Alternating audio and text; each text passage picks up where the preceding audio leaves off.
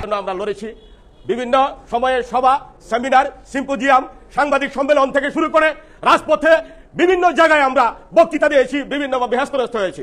আপনারা এটাও জানেন, বিগত সরকারের সময়ে আমরা বারবার আমার নামে 11 বার নোটিশ হয়েছে, আমাকে 3 বার ডিবি কার্যালয়ে নেওয়া হয়েছে।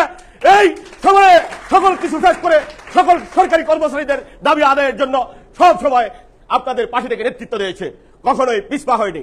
আমি অসুস্থ ভাইয়ের আমার এই পর্যায়ে আজকে যে সরকার এসেছে সেটাকে আমরা বলেছিলাম সরকারি কর্মচারীদের বৈষম্য নিরসন কল্পের সরকার। কারণ তিনি প্রথম যে পদক্ষেপটা নিয়েছিলেন সেই পদক্ষেপটা হলো জনপ্রশাসন সংস্কার করবেন। সরকার আমাদেরকে কথা দিয়েছিলেন এবং কি করলেন, প্রথম অবস্থায় ম্যাজিকের মতো মানে অতিরিক্ত সচিব থেকে সচিব করলেন, জয়েন্ট সেক্রেটারি থেকে সচিব করলেন এবং মানে অরণ্য সচিব থেকে উপসচিব এই সেই করে মানে বিভিন্ন সচিবদেরকে পদোন্নতি দিলেন। আমরা ভাবলাম যে আমাদের 11 থেকে 20তম গ্রেড সরকারি কর্মচারীতে যারা আমরা চাকরি করি আমাদের খুব দ্রুত সংস্কার হবে। দুর্ভাগ্যবশত তারা সচিব, উপসচিব, জয়েন্ট সেক্রেটারি এগুলো সবগুলো বিলীন করে দিয়ে প্রশাসনকে স্থবির করলেন।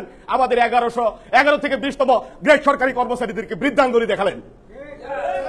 এই অবস্থা থেকে নিরসনের জন্য যখন আমরা জনাব ওয়ারেস আলী সাহেবের নেতৃত্বে বারবার আন্দোলনে শরীক হলাম, তখন আপনারা আমাদের সাথে বিভিন্ন দাবি দেওয়ার নেতৃত্বে ঐক্যবদ্ধ ছিলেন এবং আজও আছেন। কিন্তু সরকার বাহাদুর কি করলেন, কিছুদিনের মধ্যেই সরকার বাহাদুর আমাদেরকে একটা সুন্দর সুন্দর দিক নির্দেশ সমালোচনা করলেন, সুন্দরভাবে অবকাঠামো তৈরি করলেন, যে নবম পে স্কেল মানে পে কমিশন গঠন করলেন। আমরা অত্যন্ত আশাবাদী ছিলাম যে নবম পে স্কেল বাংলাদেশে গঠিত হয়েছে, আমাদের যে নিম্ন আয়ের যে সরকারি কর্মচারীরা আমাদের যে দুঃখ দুর্দশা আশা আকাঙ্ক্ষার প্রতিফলন হবে এবং এই সরকারি আমাদের যে বৈষম্য এই বৈষম্যগুলো নিরসন করে যাবেন। কিন্তু দেখা গেল আমাদেরকে সেই ক্ষেত্রেও আজকে এই যে মাননীয় অর্থ উপদেষ্টা মহোদয় উনি বিগত 11 তারিখ যে বক্তব্য দিলেন, মানে 10 তারিখে যে বক্তব্য দিলেন, এই 10 তারিখের বক্তব্যতে আমরা পূর্ণ হতাশ হয়েছি। 9 তারিখ যে বক্তব্য দিলেন এটাতে আমরা হতাশ হয়েছি।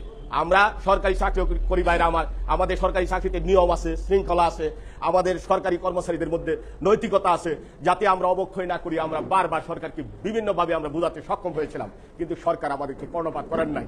কারণ ওনারা উচ্চবিলাসী নিয়ে সরকার পরিচালনা করছেন। এই অবস্থা থেকে আমাদেরকে এখন যিনি বিভিন্ন বক্তারা বক্তব্য দিয়ে গেছেন তারা সবাই বলছেন, তাদের বক্তব্যের রেফারেন্সে আমি বলছি যে আমাদেরকে এখন এই মুহূর্তে সংগঠিত হওয়া খুব জরুরি। এই জন্য আমি দুই একটা পরামর্শমূলক বক্তব্য আমার ব্যক্তিগত পক্ষ থেকে, আমার সত্রবিশের পক্ষ থেকে না, কারণ আমি সত্রবিশের সকল কমিটিদেরকে নিয়ে বসি নাই, আমি আমার ব্যক্তিগত পক্ষ থেকে আমি আপনাদের দুই একটা পরামর্শমূলক বক্তব্য প্রদান করছি। প্রিয় ভাইরা, আপনারা যে প্রতিষ্ঠানে চাকরি করেন, নবম পে স্কেলের যে যথার্থতা, গুরুত্ব এবং নবম পে স্কেল যে এই ডিসেম্বরের মধ্যে এই সরকারের মাধ্যমেই করতে হবে এটা আপনারা বুঝাবেন। 2 নাম্বার, প্রত্যেক অফিসের স্ব যে প্রধান আছে তাদের কাছে নবম পে স্কেল যাতে এই নভেম্বরের মধ্যে বাস্তবায়ন করা হয় বা ডিসেম্বরের মধ্যে বাস্তবায়ন করা হয় তার জন্য স্মারকলিপি প্রদান করতে হবে।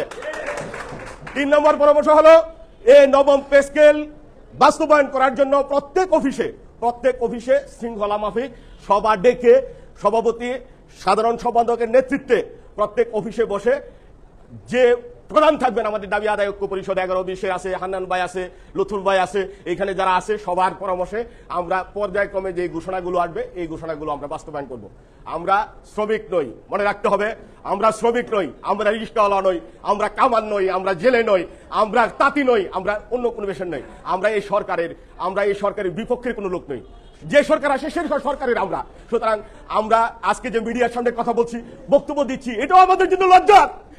এটা আমাদের জন্য লজ্জার নয় কি? অবশ্যই লজ্জার। কারণ আমাদের কথাগুলো সরকার গোপনে শুনবেন, আমরা তাদের কানে কানে বলবো। আজকে আমাদের দীর্ঘ 15 বছর 20 বছর ফেসিড সরকারের সময় আমাদেরকে আন্দোলন করতে হয়েছে। আজকে কেন আমরা আন্দোলন করব? যার জন্য আমরা এই 4 তারিখ মানে এই 5 তারিখ যে সরকার বৈষম্য নিরসন করবে, যে সরকার ছাত্র জনতার অভ্যুত্থানের মাধ্যমে আপনারা এসেছেন, আপনারা অবশ্যই আমাদের কথাগুলো শুনবেন। সেই আশা আকাঙ্ক্ষা আহ্বান রেখে এবং সবাইকে আমার বাংলাদেশ 17 থেকে 20তম গ্রেড সরকারি কর্মচারীদের পক্ষ থেকে অভিনন্দন এবং সংগ্রামী শুভেচ্ছা জানিয়ে আবারও দেখা হবে রাজপথে আপনাদের সামনে। আপনাদেরকে নিয়ে আমরা লড়বো রাজপথে, এই আশাবাদ ব্যক্ত করে এখানেই বিদায় নিচ্ছি। আসসালামু আলাইকুম ওয়া রাহমাতুল্লাহি ওয়া বারাকাতুহু।